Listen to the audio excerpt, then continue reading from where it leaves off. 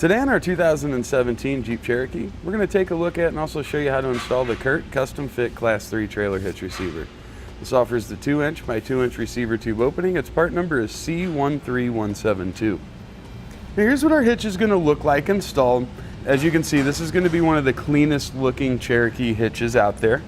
That cross tube remains hidden up behind our bumper, so we're not dealing with that whole visual cross tube situation.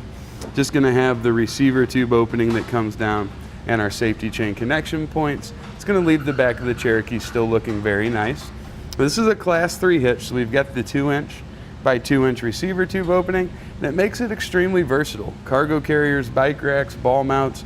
Now to secure all of our items, we'll be using the 5/8 diameter pinhole. We want to choose a Class 3 accessory to do that with, but we should have plenty of room there for whatever type you might choose, whether it's just going to be a pin and clip, maybe an anti-rattle bolt, or even a locking hitch pin. Should have plenty of room there. The safety chain connection points are a rounded steel stock. You can see those down here. Plenty of room there to get our chains connected if need be. Now as far as weight ratings go on the hitch, it offers a 750-pound tongue weight rating. That's the maximum downward force we can put at our receiver tube opening, and it gives us a 5,000-pound gross trailer weight rating. That would be the total weight of our trailer and anything that we loaded up on it. It is rated for use with weight distribution. The tongue weight stays the same at 750 pounds. The gross trailer weight rating, it's going to go up to 6,000 pounds. Definitely though, check out the owner's manual on the Cherokee to see what its rating is and use whichever of those numbers are the lowest. Now a few measurements that you'll find helpful when it comes time to select your ball mount, bike rack, or hitch cargo carrier will be from the ground to the inside top edge of our receiver tube opening. We've got about 13 inches. Then from the center of our hitch pinhole to the outermost edge of our bumper, it's about 4 1/4. Now to begin our installation, we're going to lower our exhaust down slightly. It's going to give us a little bit more room to work. We've got 2 hangers on each side. You can see one right here. We're going to be removing both of these bolts, and we'll remove the same bolts over on the other side. Before we do that, we're going to support our exhaust from underneath. Just going to use a cam buckle strap here, just to give that something to rest on once we take down those hangers. Once we have the exhaust supported, we use a 13mm socket and pull out all 4 bolts.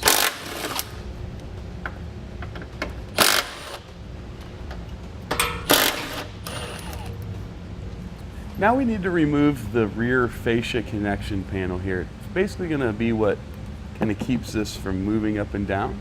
We'll have 4 screws here, 1, 2, 3, and 4. We're going to remove those with an 8mm socket.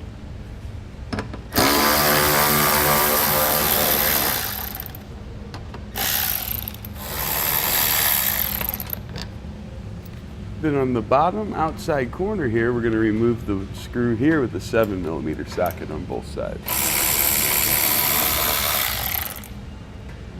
Now we'll start removing that support. We have to kind of tip up on the top part there. We'll just start working it all the way across, releasing these by pushing up on them. Now on the top side there are these little plastic tabs. Sometimes those won't let you fully release your clip, so if you need to, just kind of bend those up a little bit.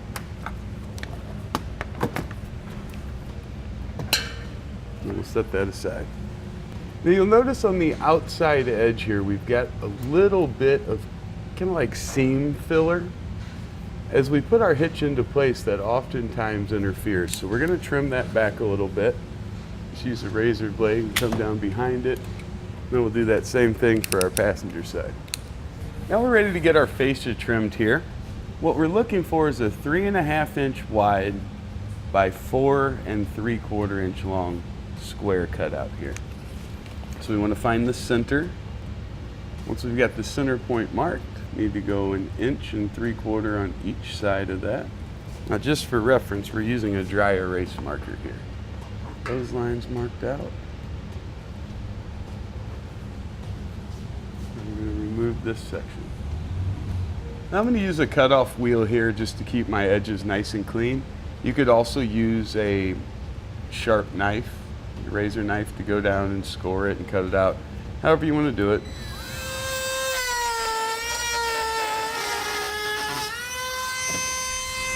Alright, now I'll just take my knife and kind of clean those edges up, make it look nice.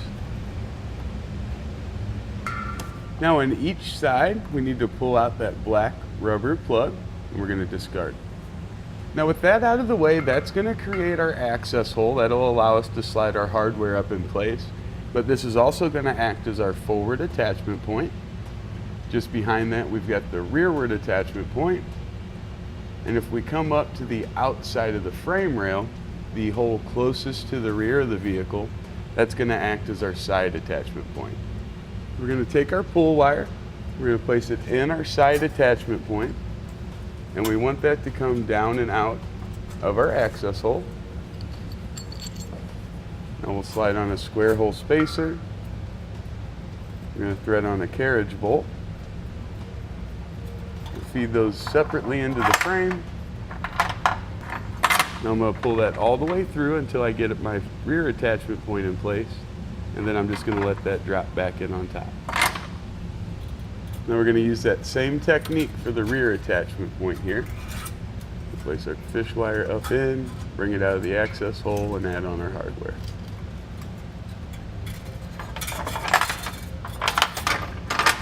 And once that's down through, the one on the side, we're going to let it rest back in there. And we're going to use the reverse pull method on that one. When doing the reverse pull method, you're going to slide your spacer block down on your pull wire and then thread on your bolt. Place the bolt up in the frame, then our spacer block, and we bring it right down through. Now we'll head over to the passenger side and we're going to do that exact same thing there. Now we can get the hitch guided up and into position.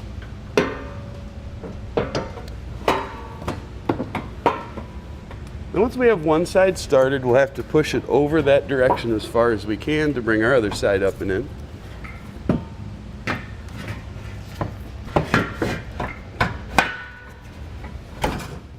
Now the pull wire we have attached to the bolt on the side needs to go through the side plate on our hitch. And we're going to lift it straight up.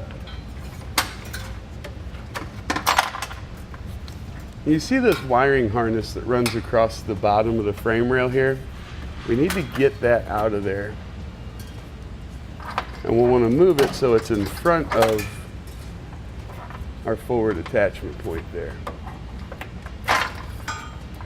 Now we can bring all of our fish wires down through the hitch.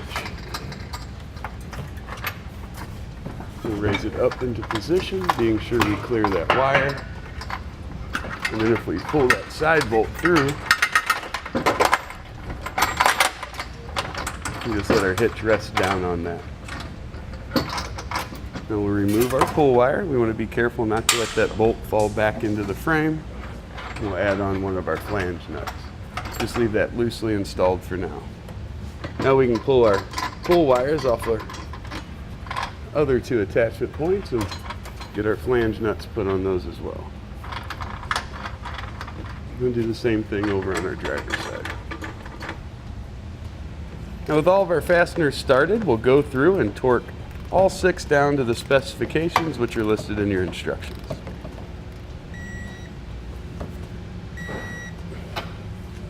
Now we can reattach the rear fascia support.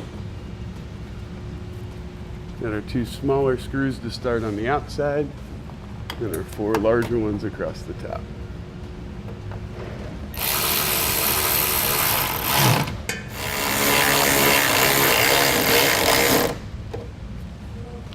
Now on our fascia support here, we've got this little extra lip that kind of rolls around. You'll see it's hitting the back of our hitch before our clips have an opportunity to go all the way in. So we're just going to trim that out, kind of even with both sides of the hitch there.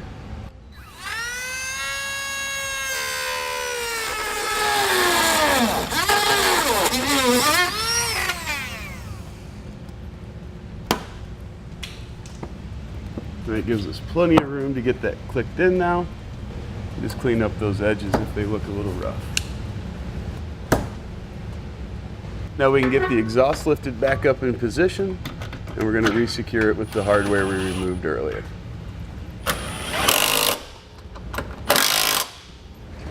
And we'll pull down our strap and our hitch is going to be ready for use.